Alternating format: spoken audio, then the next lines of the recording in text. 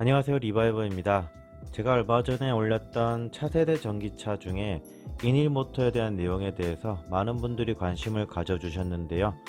인일모터에 대한 저의 개인적인 견해는 앞으로 차세대 전기차에는 언젠가는 꼭 적용이 돼야 될 것 같지만 당장에는 지금 내년에 출시될 전기차에 대해서는 적용이 어려울 것 같다는 것이 제 개인적인 생각입니다. 구조적으로도 적용되기 어려운 부분도 있지만 결론적으로 제가 적용이 어렵다고 한 이유 중에 하나는 바로 이 기사 때문인데요. 현대차 전기버스가 이미 인휠 모터가 적용되었다고 이미 제 유튜브에서도 언급을 했었는데, 이 인휠 모터의 결함으로 인해서 판매 전량이 무상수리 조치됐다는 내용입니다. 여기 기사를 보시면요, 지금까지 판매한 모든 전기버스에 무상 조치가 들어갔다는 내용이 있고요. 현대차가 전기버스 사업을 시작한 후 지금까지 고객사 중심으로 결함 문제가 지속 제기됐다. 이번 조치에서 인휠 모터 개선품을 적용할 방침이지만 완전히 해결될지는 미지수다 라고 하고 있죠. 여기 사진에서만 보는 것으로는 사실 이 인휠 모터의 어디가 문제인지는 좀 확인하기가 힘든 것 같습니다. 이번에 무상 수리를 진행하는 차량의 대상은 2018년 11월 20일부터 2020년 2월 28일까지 생산 및 판매된 일렉시티 250세대분입니다. 사실상 현대차의 판매분 전량에 해당된다고 얘기하고 있네요. 여기 보시면 아시겠지만 고장으로 인해서 이렇게 견인까지 되고 있고요.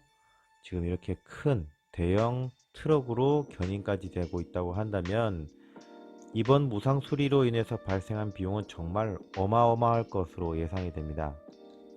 여기 기사에서는 바퀴별로 독립 제어가 가능하고 샤프트와 차동 장치 등이 없어서 무게를 최소화했다. 그리고 소음과 진동이 거의 없어서 쾌적한 주행 성능도 제공한다고 하고 있습니다. 여기 내용을 보시면 결론적으로는 지금 내구성 문제가 있다고 보여지는 것이죠. 제 유튜브 댓글 중에서는 많은 분들이 저 모터 회전수를 제대로 제어하지 못하면 주행성에 문제가 생길 것이라고 하셨는데, 아마도 이런 직진 안전성이나 코너링에서의 모터 회전수 제어는 문제가 없었던 걸로 보여지고요. 아마 그것이 가장 핵심적인 리스크 제거 항목이었을 테니까 말이죠. 그런데 그게 문제가 아니고 결론적으로 내구성이 문제라는 겁니다. 인일모터 불량으로 대구 행사 등 여러 곳에서 차량 운행이 중단되는 일이 종종 있었다. 언덕길에서도 고장나는 사례가 적지 않았다. 여기서 마지막에 현대차에서는 이제 개선품을 적용했다고 하는데 어떤 부분이 개선되었는지는 공개가 되지 않았네요. 아무리 여기서 개선된 부품을 적용했다고 하지만 이런 버스보다 승용차에 적용하기 힘들 것으로 보여주는 이유 중에 하나가, 이런 버스는 항상 포장된 도로만을 달리기 위한 것으로 설계가 된단 말이죠. 그만큼 내구성에 대한 것들은 가혹하게 평가를 하지 않을 가능성이 있다는 겁니다. 승용차 같은 경우에는 지금 니르부르크링에서도 혹독하게 테스트를 하고 있죠. 하지만 이런 버스 같은 경우에는 그렇게까지 하지 않는단 말이죠. 승용차 같은 경우에는 더 가혹한 조건에서 내구성을 만족시켜야 하는데, 이렇게 포장도로만 다니는 버스도 내구성을 만족시키지 못한다면 승용차, 세단, SUV에는 더욱 그 적용 가능성이 희박하지 않을까 하는 것이 제 개인적인 생각입니다.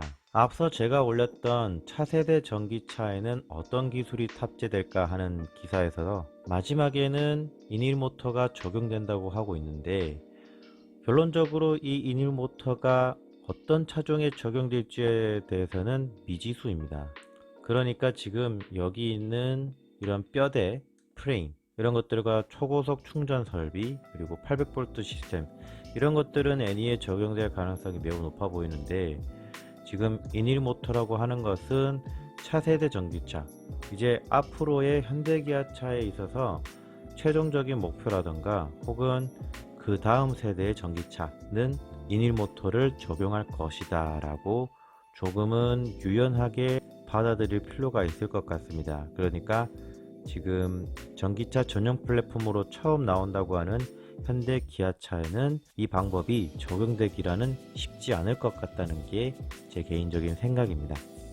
오히려 현재까지 실물이 공개되지 않은 이늘 모터 시스템보다 여기 이렇게 HMG 저널에 나와 있는 신형 전기차 감속기에 대한 내용, 여기 1층 EV 구동 시스템이 실물로 볼 수 있다는 점에서 아마 이 모터가 적용되는 게 더 현실적인 정보가 아닐까 생각이 됩니다.